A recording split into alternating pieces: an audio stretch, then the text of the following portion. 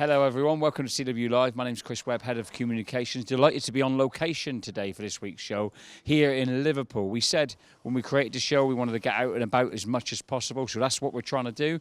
Next week we'll be doing the same for our telecom and financial services members, but this week it's Royal Mail. In the North Wales North West Division, they've put together what can only just be described as a mini conference where local reps from all over the North Wales and all over the North West have come together to hear from the union's national officers to talk about the Royal Mail takeover, the USO, the challenges that we face in the workplace, recruitment, communications and much, much more. So that's enough from me. Let's go and hear a little bit, first of all, from Deputy General Secretary Martin Walsh about how today has gone. We've had a great discussion around the USO, the potential takeover, the agreement, the dispute and recruitment and comms. And this afternoon it's going to be on deliveries and mail centres.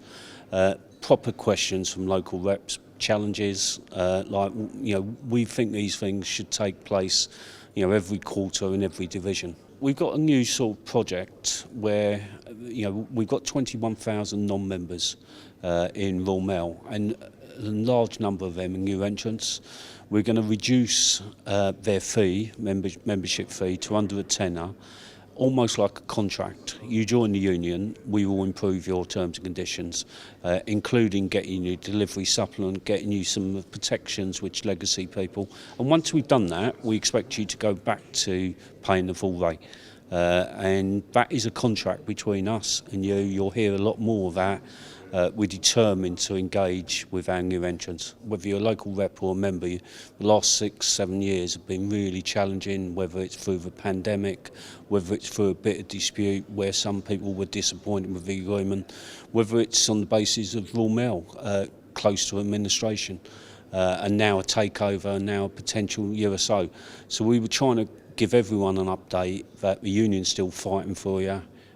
We got meetings later today with the takeover, and we're determined to get whoever owns this company to protect our members. Yeah, we're meeting Daniel Kaczynski and the Bidco sort of team later today in London, and we're determined to make sure if they are going to take over, we get legal guarantees which protect our members from no compulsory redundancies, breaking up the company, franchising, outsourcing, all the things you would expect us to, and also then how can we shape better decision making by Royal Mail, have more involvement in decisions, but also allow us to negotiate issues as well. We've had a few meetings now. I think we've got to make sure we now start formulating a plan. We want a trust for our members. We want them to receive payments if the company's going to do well in the future. All of those things are up on our agenda, but yeah, we travel in hope. It's so important you stick with the union, and if you're not in the union, the people who will be fighting for you is this union. Please join. Thanks, Martin. And as important as Martin is, there are some more important people here, and that's our local representatives and other people who have helped to organise the event. Let's hear from some of them. This event today, in terms of the representatives being able to speak to the leadership of the union, is part and parcel of a wider programme of work for the union. It is about reconnecting. It is about getting beyond the dispute. It is about us getting our collective strength back. We've got a rich history of being a very powerful and successful union. You can get wrapped up in thinking that the only issue is in my workplace, but a lot of the issues in the workplace stem from what they're doing at headquarters level, so it was a good idea, we thought, to let them hear first hand. Massive thank you to everybody who's helped create this event, and we do want to make it an annual event. It's been really, really useful getting some information from the top table, so I can then take that back to the members at my depot.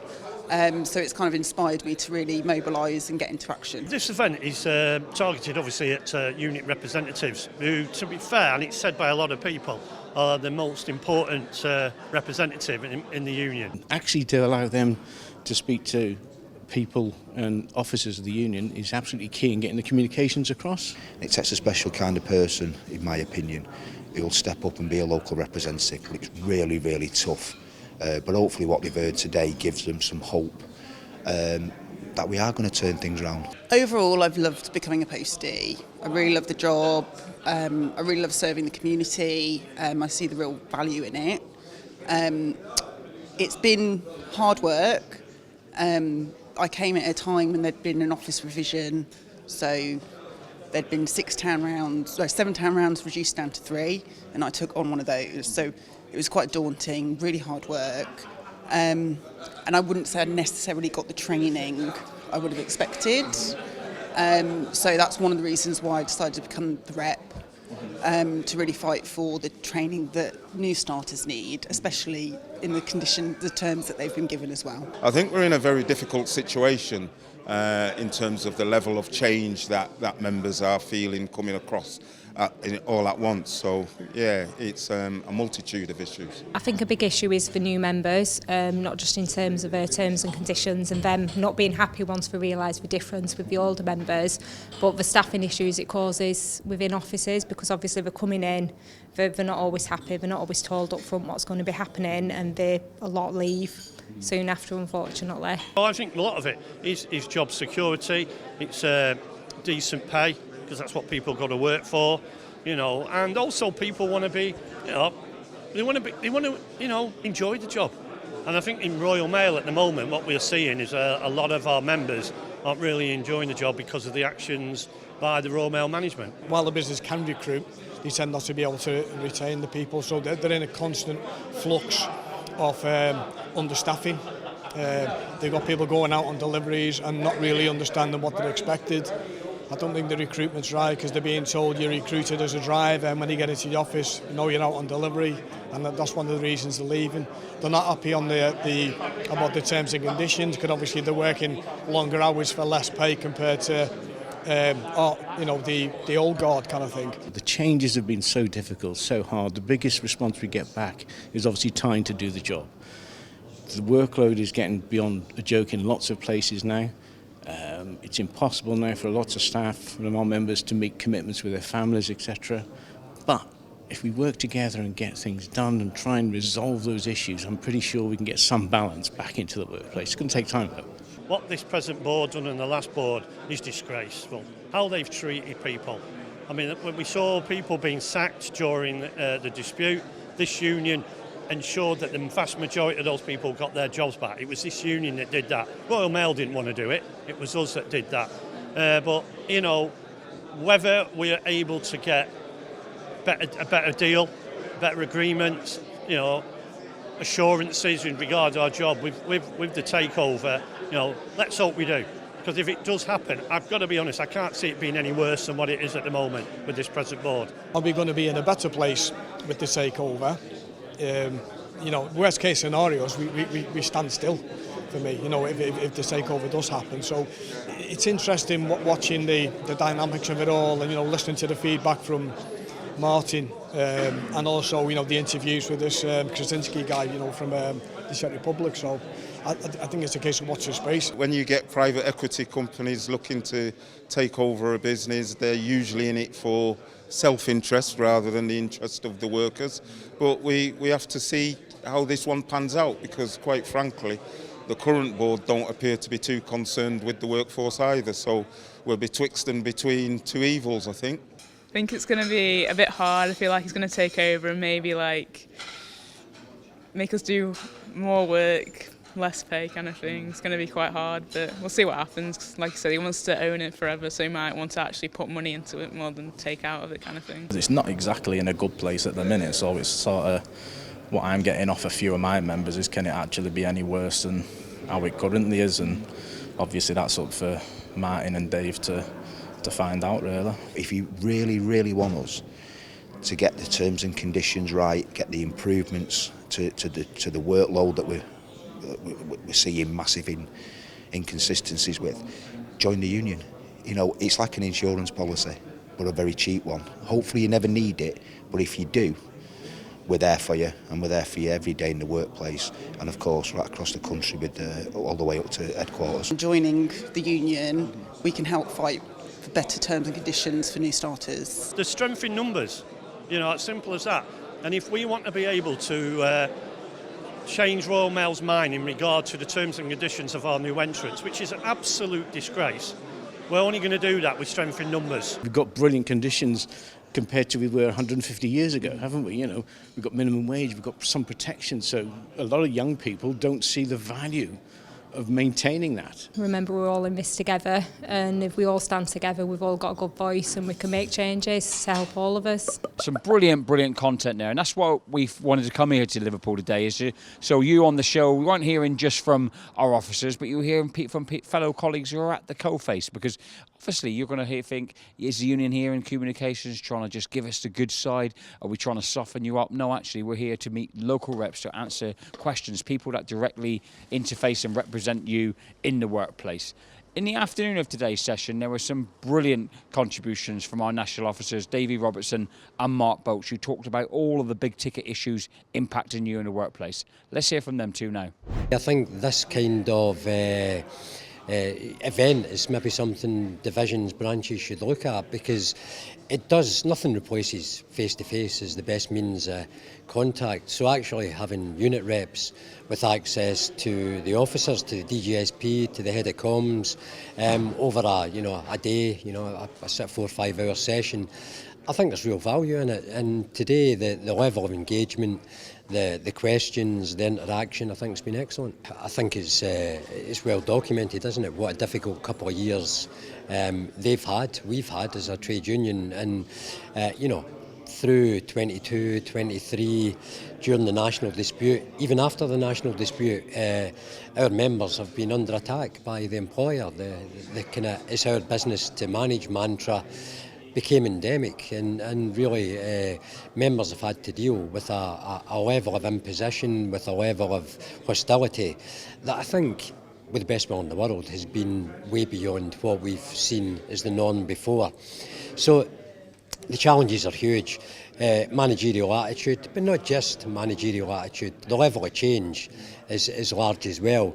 And when you couple that with a hostile approach from management over a period of time, this has been sort of groundbreaking in the level of challenge that they've had to face.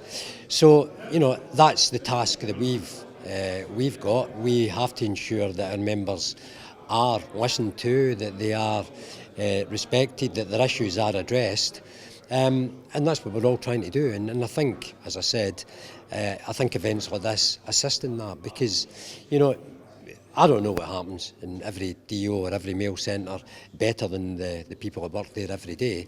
So it's absolutely crucial, and it's good therapy and actually good business for us as officers to hear it straight from the coalface, and I always enjoy it. And people will give you an honest view.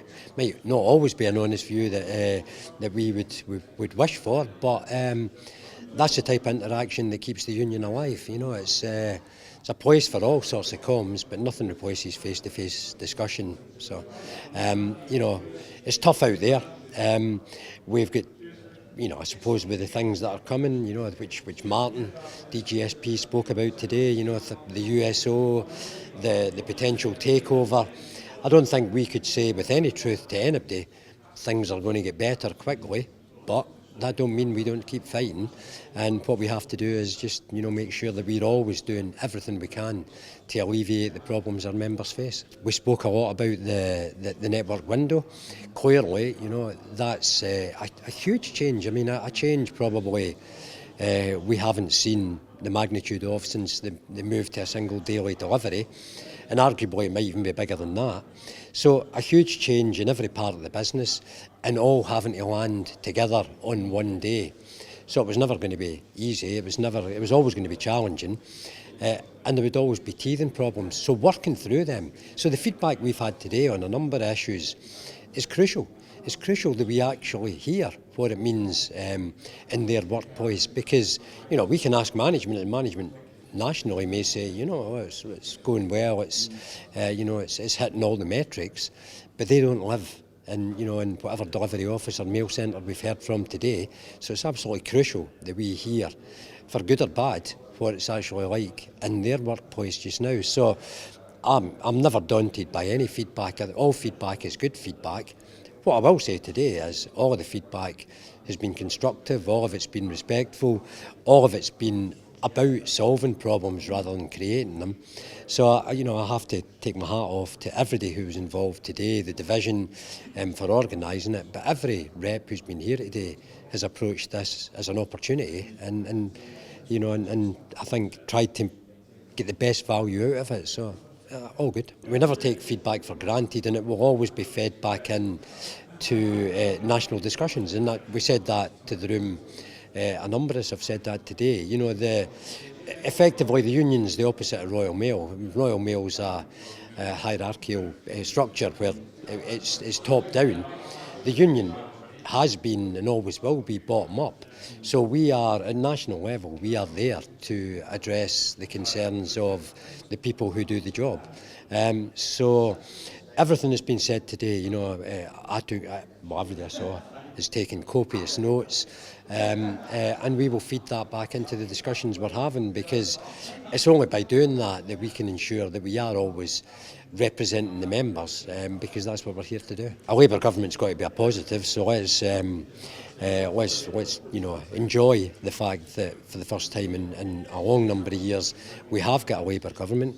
We would hope, and I'm sure we could expect, that a Labour government will be far more receptive to the issues of working people, of CWU members, than the Tory government, especially a government under Johnson and Truss and these other people who have been an atrocity, frankly.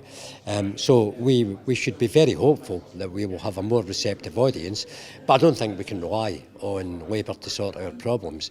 We're always going to have to step up and deal with the problems our members face as a trade union. But equally, on things like, and especially on things like terms and conditions in the parcels market, we would like some assistance from a Labour government. We would like somebody to start talking about minimum standards and avoiding the race to the bottom that we continually find ourselves railing against.